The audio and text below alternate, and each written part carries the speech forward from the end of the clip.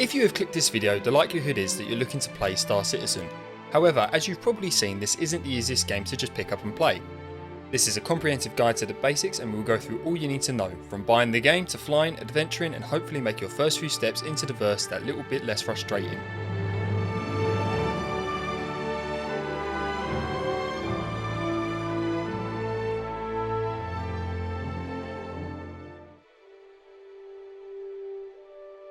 First thing you're going to need is a Star Citizen account. Head over to the website, select the pledge store, scroll down to the game packages section. For selecting all game packages, you'll be met with multiple options. I personally recommend an Aurora as a starter because it's a nice all-rounder starter ship. However, other options are available. In addition, there are multiple options for your starter pack. One is the base game itself, but if you are interested in Squadron 42, you can select the Squadron 42 starter pack bundle, which will save you money in the long run. Select which bundle you'd like, head to the checkout and purchase the game. Then just download the launcher and install. Make sure to install the full game to an SSD if available, as this will greatly improve the enjoyability of the game as it will run a lot smoother and load faster. The basic controls are more or less what you'd expect from an FPS game, with a few different changes.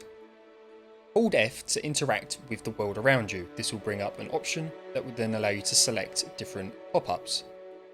If you have a difficulty with getting out of the bed using the Hold F option, you can press Y as this is the keybind for getting up. Also, F1 opens up your mobi-glass. This is a menu that allows you to interact with your character. We'll be coming back to this later.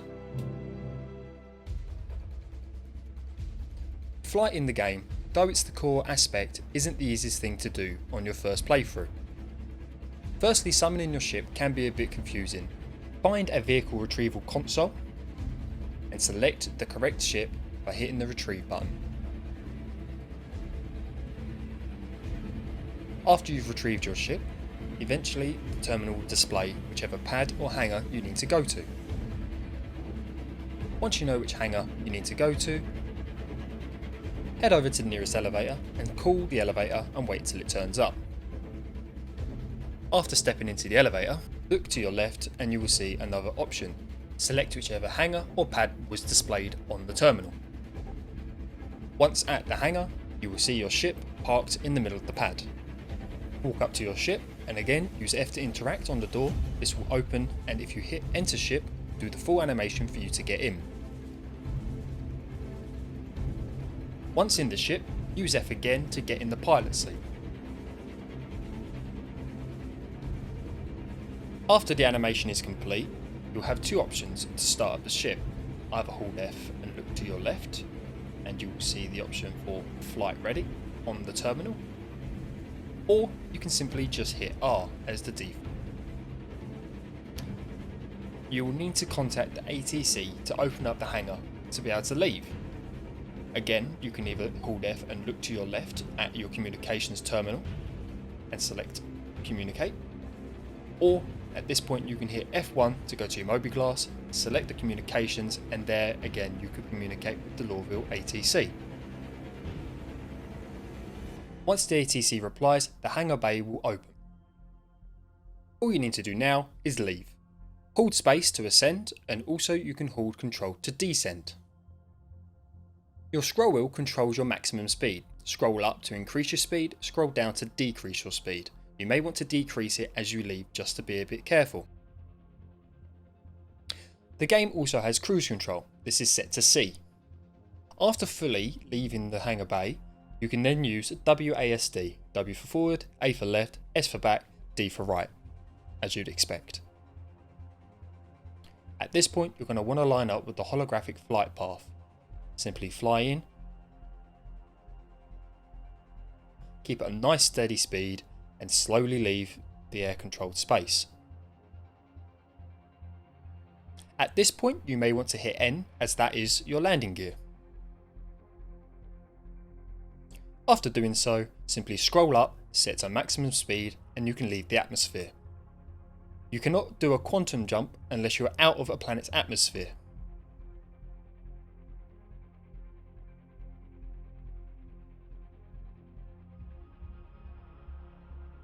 After you've left the planet's atmosphere, you can begin quantum. There are two options for doing this. 1. You can just press B, or 2. You can hit F, look around, and you'll see Spool Quantum Drive. After you spool the drive, you'll see multiple icons. These are different places you can jump to. Red icons are obstructed, and blue are ones you can jump to. Look around until you find one that you want to go to, in this case Everest Harbour. After the ship's done finishing calibrating, you can just hold down B and your ship will begin a quantum jump. You'll also see at this point that you are leaving the armistice zone. This means that your weapons become unlocked and you can enter combat. To land, just do the reverse of what we've already done. Communicate with the ATC like we did before using the terminal or your mobi-glass. The ATC will reply, give you a location you need to fly to. This will either be a hangar or a landing pad. After flying over, you'll want to deploy your landing gear, which is N. New flyers may want to use third person to land, it might be easier for you. The option for that is F4. Once in F4, you can also hold down Z to look around. Once you have lined up and you're ready to land, either hold down N and the ship's automated landing will take over, or hold control, but make sure to be careful. There are many ways to make money in Star Citizen. The legal ways are mining by either hand, rover or mining ships, FPS contracts. This would involve clearing an area of criminal targets, bounty hunting contracts, either AI or other players that have earned themselves a crime stat, or courier contracts, delivering or moving cargo from one place to another. There are also criminal ways to make money in Star Citizen. This, however, will result in you ending up with a crime stat that, if caught with, will have you sent to prison. These missions include search and destroy contracts, usually involving clearing out an area of security, FPS contracts, which are similar to the legal FPS missions except you'll be killing law-abiding citizens, smuggling, which involves buying controlled substances and then taken to be sold somewhere else, and hacking contracts. This is to go and deactivate a satellite to make it so that people don't get a crime stat while committing crimes in that area. All contract-based missions are found in the Contracts Manager tab on your mobi-glass.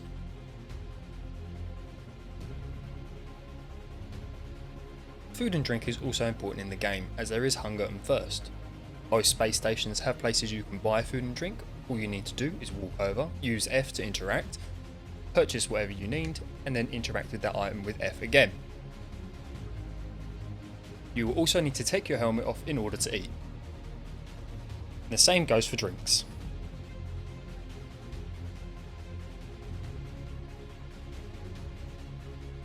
After earning your money, there's a few different ways you can spend it. There are 4 different types of shops. There are armour shops where you can buy different suits of armour and undersuits. They give you different buffs and resistances. There are clothes shops which sell you different cosmetic outfits. You have shops that sell you ship related stuff. These are either upgrades to pre-existing ships, renting new ships or buying new ships. Or weapon shops. These shops sell you guns, ammo, grenades and other useful little items that you may need in the verse. In addition, most shops sell medipens. I recommend buying a bulk of them at the start as you'll be using quite a few of them.